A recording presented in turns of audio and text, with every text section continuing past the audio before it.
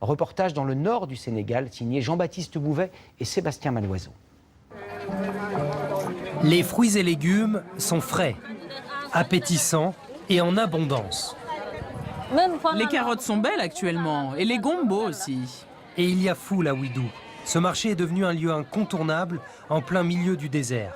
Des habitants font jusqu'à 40 km pour venir faire leurs courses ici. Cette activité de maraîchage est une nouvelle source de revenus pour les femmes du village. Grâce à l'argent gagné sur le marché, j'achète de l'huile, du riz et parfois de la volaille ou du mouton. Avec cette nouvelle alimentation, mes 5 enfants sont plus forts et en meilleure santé. Touché par plusieurs famines il y a 30 ans, ce village du Sahel doit sa métamorphose à une idée audacieuse mais assez simple à réaliser.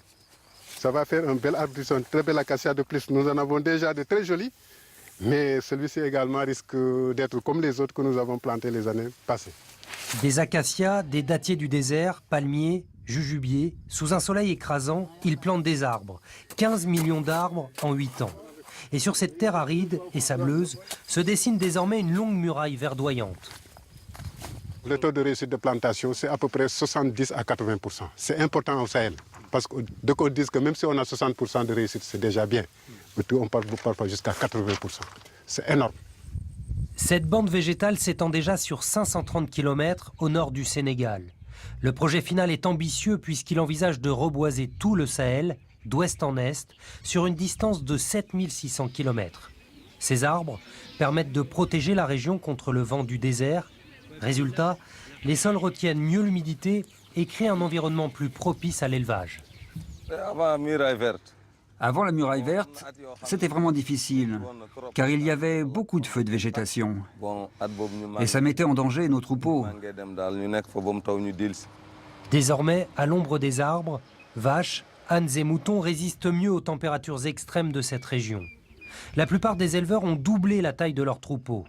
La faune sauvage est aussi de retour, oiseaux, insectes, rongeurs. Et dans les potagers de la coopérative des femmes, de nouveaux légumes sortent de terre. Il y en a beaucoup que je ne connaissais pas. Pommes de terre, choux, carottes, on ne pouvait pas les cultiver. Et là maintenant, le sol est devenu très fertile. L'État sénégalais et des fondations humanitaires financent ce vaste projet. Les manguiers. Et vous les avez disposés en allées comme ça en fait, ouais. De nombreux scientifiques français sont également engagés dans cette aventure. C'est des grands gombos. Tous les acteurs sont impliqués, la population locale, le service des eaux et forêts, les chercheurs, les étudiants. Et comme les bénéfices sont concrets et palpables au quotidien, ça va assurer la pérennité du projet, puisque aucun villageois ne voudrait un retour en arrière. Pour rendre ce projet encore plus durable, le volet éducatif apparaît déterminant. Les 78 enfants de cette classe n'apprennent pas seulement à lire et à écrire, ils sont aussi sensibilisés au respect de la faune et de la flore.